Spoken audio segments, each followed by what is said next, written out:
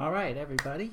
Welcome to It's EdtechNICal. I'm Nick Finelli, your host, and I'm excited to be here tonight. Just want to broadcasting from Delaware, and I'm helping the good folks out here today, and was in Dallas this past weekend. So shout out to all those folks too. Had a good time making things. So tonight we have a couple of things I want to talk about. A couple of questions and things. So one of them is going to be going to the Sphero app. I know last time I talked about a little bit, I just want to show you some of the cool things you can do as far as the events blocks that are available with the Sphero app. And then we're going to have some fun with iOS and be able to look at the keyboard and some special keyboard functions that you may or may not have known are there. And then also looking at Siri and even Google Assistant and looking how those particular AI functions, artificial intelligence type functions, can help you as a teacher or even help your students in the classroom. So again, this is EdtechNICal with Nick Finelli, and I am broadcasting live here. Want to remind you that go to blendedtechlearning.com. Our podcasts are broadcast there also. You can also see them on Facebook and YouTube. They'll be posted shortly after. If you want to connect with me online, it's at Nick Finelli, and be glad to share anything and help you guys out. Again, I'm still offering courses, so if you're going to be thinking about doing stuff this summer, try to get maybe a certificate or just looking for some professional development, you can always come here. I have my courses online, so tons of courses at courses.blendedtechlearning, and through those courses then you can get credits and things like that. So let's go into Sphero and look at that app and look at all the things we can do with it. So give me a second here, and I'm going to transition into using Sphero. Alright. Close this out. There we go. Alright, so you should be looking at my iPad, and I have opened up the Sphero app, and so inside the Sphero app you can see these black areas. These are events, and so we have on start program, which you're going to see whenever you create any type of the block programs, and you'll see it on there, and then underneath of it, different things. So I have color and sound just to show you some differences, but we have on collision. So when it collides with something, it's going to turn red and do a little boing sound. You also have on free fall.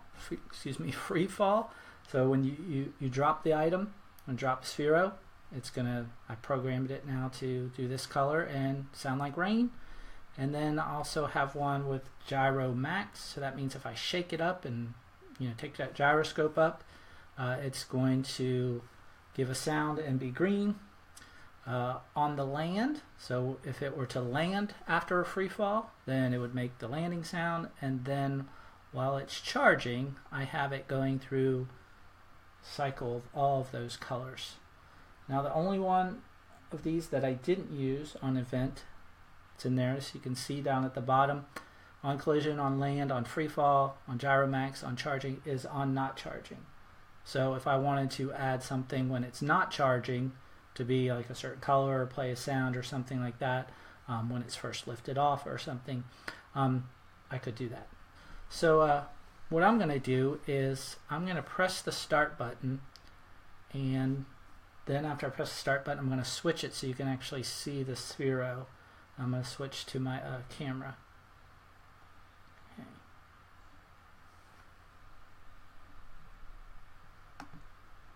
Alright, so it started. And we'll make sure the volume's up. So I lift it up, there's the Sphero, and I There, see how the collision and does the boing sound.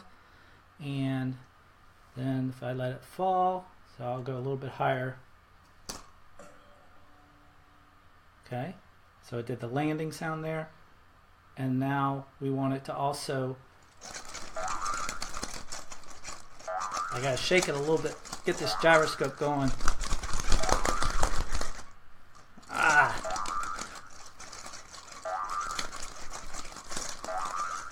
Still doing the boing. I can't get the gyro to move. There we go. And so it, I don't know if you heard that sound, but you see how it turned to green. Alright, and then the only other thing is to put it back on charging. And then now, charging. So now it's doing my charging and it's changing the colors. So all of those, and it'll continue to do those. So if I hit stop on effects, you can see the sensor data would actually have shown me stuff, but there's the colors it was doing on charging. On the land, it did that land, the gyro max, and then we didn't get the rain sound from the free fall. I don't know if I was up high enough to do it. I can try it one more time just to see if you can hear it. There we go. So you can see I just had to hold it higher than I was. Charging. Oh, now I put it back on charging. So you can see that the free fall worked, and it's doing basically what I asked it. I could, on free fall, I could have it say something. I could have it change colors. I just chose those to show you. But I just felt like these events were crucial because based on these particular things, it's going to do something different. It's like the start of a program each time. So there's a start. That's kind of a start. And so you can build those into whatever you start doing when you start doing things with your movement and lights and sounds. And then when you start adding different controls like loops, of course you can put them in with the collisions or things like that. Or when you use your comparators to compare things, maybe the collision, you compare it, and based on how bad the collision is, it could change the color. So there's lots of neat possibilities with these events.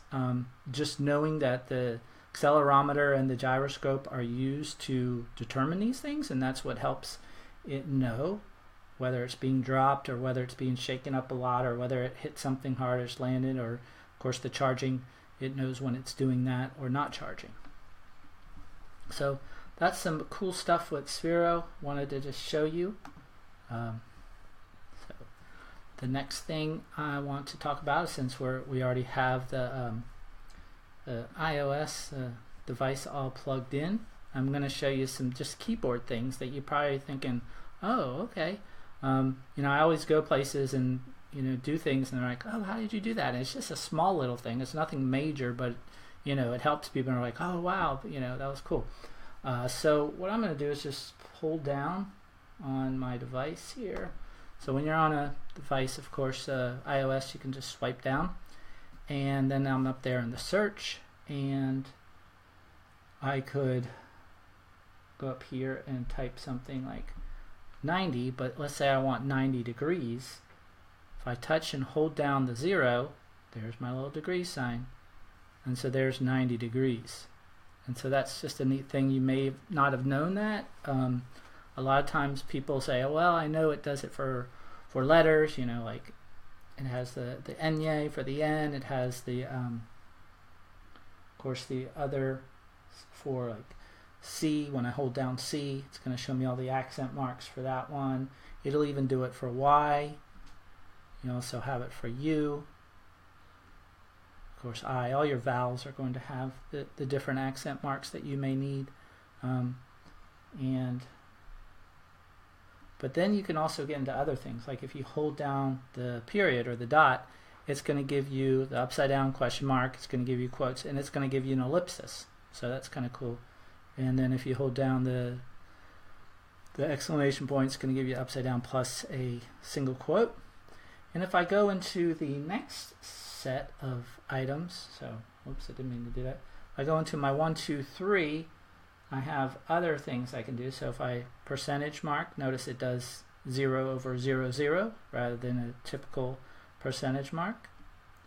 And you also have, let me actually make it, and you just slide your finger over it to make the different one. Some of them don't have anything on it, so like you would think, oh, is there something with equals, like a similar or something like that? There isn't. Same thing with the plus. It's just going to be that. But you know, just if you want to just kind of test them out and see what's there, you can actually just hold them down, and notice we're kind of back in that same area. None of the other numbers really do anything besides 0. If I were to go back and just look at something else, so if I hold down the $sign, you're going to get all the different monetary amounts like yen and euro and pound and cents, so forth. And if you hold down the and sign, there's also a different symbol for there. So some cool stuff there. While we're still on the keyboard, I know that many people may not know that under all of your little emoticons and things like that, there's a couple that you can actually do some changes to also. So I'm going to go back here to the front of it, and these are a lot of symbols that people use. You know, the OK symbol, it might come up automatically, but if you touch and hold it down, it actually gives you kind of a skin color choice. So then you can choose, and that kind of becomes your default. You can do it for other ones. Okay, so just different ways to do that. That's cool. And also same thing for the faces. They come up with a totally gold face, but then you can switch it so yours is one of the particular ones. Okay, so it works for things like with skin colors and things like that, using different tones. You may think, oh, it should work here for 4 people, but it doesn't. So it's just going to do those. Not to my knowledge, are there any other things that really do that with more than one? So even if you hold down certain emojis or something like that, it's not going to give you different options for those. But still, nevertheless, that's pretty cool to be able to do that and bring those in. So I'm going to go back to ABC and clear this up. And so those are some pretty cool, pretty neat ways to use the keyboard. Now, if I had this question earlier about using Siri, using Google Assistant, and so I want to go into those a little bit. And first I'm going to go into the settings just to make sure you know how to get Siri turned on, for example, on iOS. So I'm going to click on the settings. I'm going to transfer back so you can see it. So settings, of course, is just the gear. And then Siri actually has its own section. So it's Siri and search. And you can do a number of things. You can just say, hey Siri, and it's going to come on. You can also press the home button for Siri, or allow Siri when locked. You can choose the language. So if you want Siri to speak in a different language, of course you can do that. You can change Siri's voice depending on your language. So I've got the US, and the you can pick, or actually it's English, but I can pick Australian, I can pick British, and then from there you can also pick a gender. So that's kind of cool. And then you also have some other information, like when do you get voice feedback? Do you only do it when it's hands-free? You know, when the mute is on, Siri will provide, even if I have the mute on. Or I can control it with the mute setting. And then last but not least, what does Siri look for or search for? So it can look at all your apps. You can decide which apps it gets to search and give suggestions, because if it's not able to search it, it's just going to say, Siri couldn't find this, or something like that. So you can look through at all of your different things. And it doesn't matter if it's Apple things or not. It can open up other apps and specifics like that. And then if it says find in apps, which, like for instance in the news, you can find content in other apps. So Siri can suggest stories, channels, and topics based on your Safari and app usage. So of course that's an Apple product, so it's looking at that. So you can see, pretty cool to do that. So now if I go back out and try to bring up Siri, I'm going to hold down the home. There's Siri. And it was waiting for me to say something, and so that's why it did the beeping. But really, if I ask it a question, it's pretty neat. You're scary. Huh? Oh, I don't know if I said that. Yeah. So practice speaking in front of it. I think that's always a good idea. But you of course can ask typical questions. But a lot of people, I'll just do a simple thing. Remind me when our Facebook Live ends today. Okay, I'll remind you to when our Facebook Live. When would you like to be reminded? 8 o'clock, please.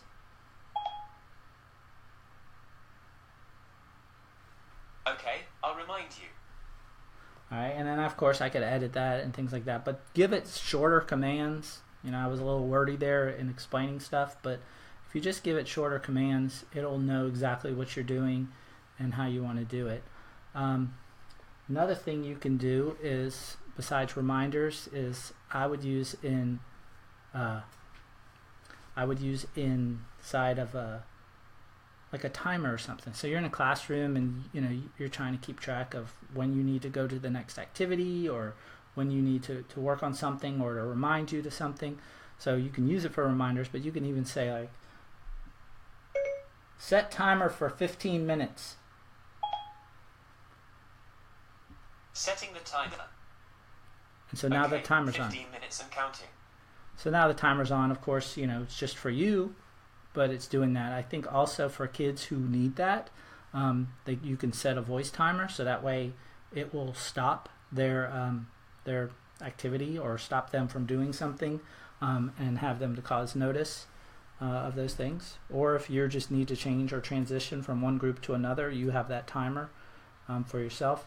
So just simple things like that, setting timers, giving yourself reminders, even taking notes, like adding a note for yourself. Maybe it's about a student behavior, or maybe it's about some sort of student activity, or just something you notice and you want to jot that down. That would just be a great thing to be able to just talk into your phone.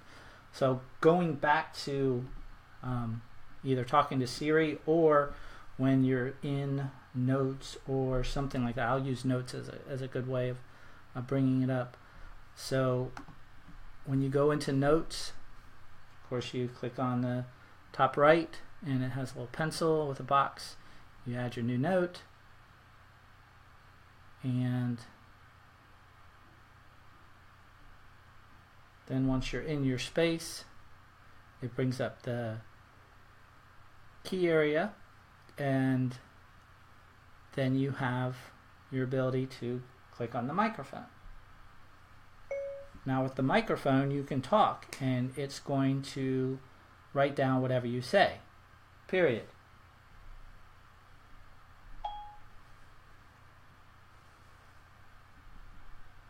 And there it is.